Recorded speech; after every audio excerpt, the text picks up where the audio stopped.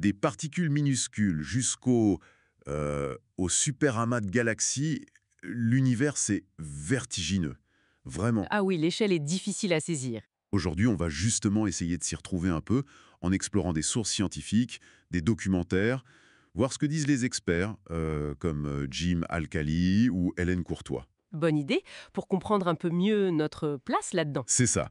L'objectif, c'est de voir l'échelle réelle de notre coin, le système solaire, aux structures les plus dingues qu'on connaisse. Ok, alors, déballons tout ça. Commençons par chez nous, oui. Justement, les maquettes du système solaire, les fameuses orreries, c'est joli, mais niveau échelle, c'est souvent complètement faux, non? Ah oui, totalement. Pour que ça tienne sur une table, on triche énormément sur les tailles et les distances. J'avais lu une analogie, si la Terre c'est un ballon de foot, le Soleil il serait gros comment? Et à quelle distance serait? Alors, le Soleil ferait à peu près 100 fois le diamètre de la Terre. Donc imaginez un ballon et l'autre. Une grosse boule, Voilà. Et la distance, à cette échelle-là, faudrait le placer à environ 2,5 km. 2,5 km. Rien que ça. Ça remet les idées en place. C'est pour ça qu'en astronomie, on utilise l'unité astronomique, l'UA, c'est plus pratique. C'est la distance Terre-Soleil, ça. Exactement. Environ 150 millions de kilomètres. Ça devient notre maître étalon, en quelque sorte. Mars, c'est 1,5 UA. Jupiter, c'est 5. Et Neptune, tout au bout? C'est 30 UA. Déjà loin. Mais notre système solaire ne s'arrête pas là. Il y a une sorte de frontière naturelle. L'héliosphère? C'est ça. Oui, l'héliosphère. C'est une immense bulle soufflée par le vent solaire. Le vent solaire, c'est Du plasma, ça, des particules chargées que le Soleil éjecte constamment. c'est ça. Des particules chargées que le Soleil éjecte constamment. Cette bulle nous protège de ce qu'il y a dehors, le milieu interstellaire. Comme une coque de bateau, hein. Un peu, oui. Ou un bouclier. Elle s'étend jusqu'à environ 120 UA. C'est notre vraie maison dans la galaxie. Et au-delà, donc, il y a l'espace interstellaire, puis d'autres étoiles et les galaxies. Comment on a su qu'il y avait d'autres galaxies, d'ailleurs? Ces nébuleuses? Ah, ça a été un débat énorme au début du XXe siècle. Est-ce que ces taches floues étaient des nuages de gaz dans notre propre galaxie, la Voie lactée, ou Ou des univers à part entière? exactement des univers-îles? Et la clé, elle est venue d'une femme, Henrietta Swan Leavitt, une calculatrice humaine à Harvard. Ah, les céphéides. Ouais. C'est là que ça devient vraiment intéressant, son histoire. Tout à fait. Elle a étudié des étoiles variables, les céphéides, et elle a découvert quelque chose de fondamental. Leur pulsation, leur rythme est lié à leur vraie luminosité, c'est ça? Précisément. Plus une céphéide est lumineuse intrinsèquement, plus sa période de pulsation est longue. C'était une règle d'or. Une sorte de maître cosmique. Voilà. En mesurant la période, on connaît la luminosité absolue.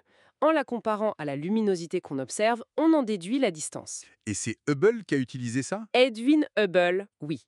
Il a pointé son télescope vers la nébuleuse d'Andromède, y a trouvé des céphéides, a appliqué la loi de Leavitt et bam! Le résultat? Il a calculé une distance énorme, environ 2,5 millions d'années-lumière. Bien trop loin pour être dans notre galaxie. Donc Andromède était une autre galaxie. Et l'univers beaucoup plus grand. Ça a changé notre vision du cosmos du tout au tout. Et notre Voie lactée, alors, elle ressemble à quoi? Un grand disque plat. Oui, un disque spiralé d'environ 5000 années-lumière de diamètre. Nous, on est un peu en banlieue, dans le bras d'Orion, à 25 000 années-lumière du centre. Mais ce qu'on voit, les étoiles, le gaz, ce n'est pas tout, hein. Il y a ce truc invisible. La matière noire. Une autre révolution, venue des travaux de Vera Rubin notamment. Qu'est-ce qu'elle a observé? Elle a mesuré la vitesse des étoiles dans les galaxies.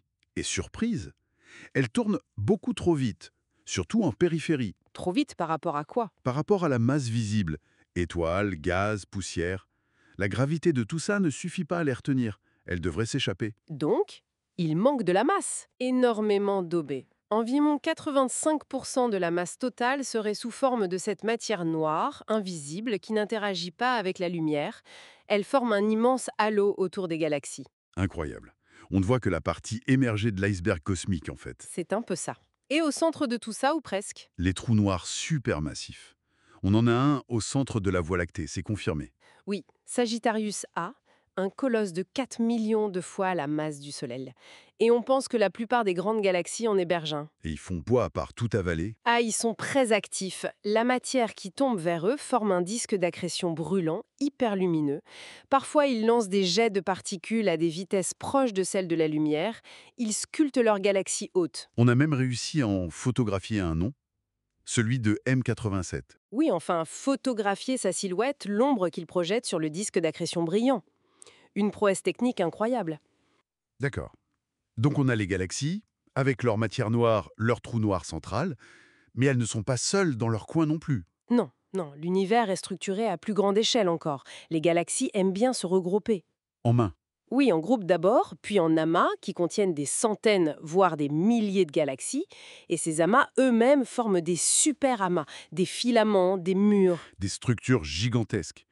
Comment on mesure leur mouvement, d'ailleurs, à ces échelles?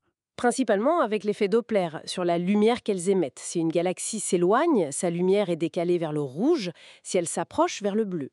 La spectroscopie nous permet de mesurer ce décalage très précisément. C'est comme ça qu'on a cartographié notre super amas, l'Aniakea, grâce aux travaux d'Hélène Courtois et son équipe. Exactement. Ils ont cartographié les vitesses de dizaines de milliers de galaxies autour de nous. Et ça donne quoi, l'Aniakea? C'est une structure immense, environ 100 000 galaxies réparties sur plus de 500 millions d'années-lumière.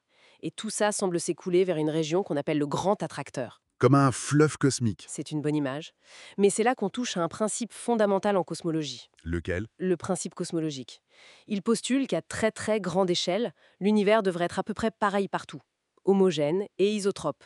Pas de direction privilégiée, pas de structure particulière. Pourquoi on pense ça? Ça découle de nos modèles de formation de l'univers après le Big Bang. En gros, il n'y aurait pas eu assez de temps pour que la gravité forme des structures plus grandes qu'environ 1,2 milliard d'années-lumière. D'accord. C'est une sorte de limite théorique à la taille des grumeaux cosmiques? Voilà, Mais il y a un mais, j'imagine. Des découvertes récentes qui collent pas. exactement. Des structures qui semblent dépasser cette limite, comme l'arc géant découvert par Alexia Lopez. Il fait quelle taille, cet arc? Plus de 3 milliards d'années-lumière. Bien au-delà de la limite théorique. Et il n'est pas seul, il y a aussi le grand mur d'Hercule, couronne boréale, encore plus grand. Waouh! Alors, ça veut dire quoi? Que le principe cosmologique est faux ou incomplet? C'est toute la question. Ça remet en cause soit notre compréhension de la formation des structures, soit la validité même de ce principe à ces échelles. Notre vision de l'univers est peut-être encore trop simple. La carte est loin d'être finie. On est encore en pleine exploration. Complètement. On cherche toujours à comprendre la nature de la matière noire, le rôle exact de l'énergie noire dans l'expansion accélérée et comment la gravité fonctionne sur ces échelles immenses. Mais pour nous laisser sur une réflexion, si ces structures géantes comme l'arc géant existent bel et bien et défient nos modèles, est-ce que ça ne suggère pas qu'il manque quelque chose à notre histoire de l'univers depuis le Big Bang? C'est une possibilité fascinante. Quelle loi ou quel phénomène inconnu est-ce que ça pourrait impliquer? Les prochaines observations nous réservent peut-être d'énormes surprises sur la physique fondamentale. L'exploration, comme vous disiez, ne fait vraiment que commencer.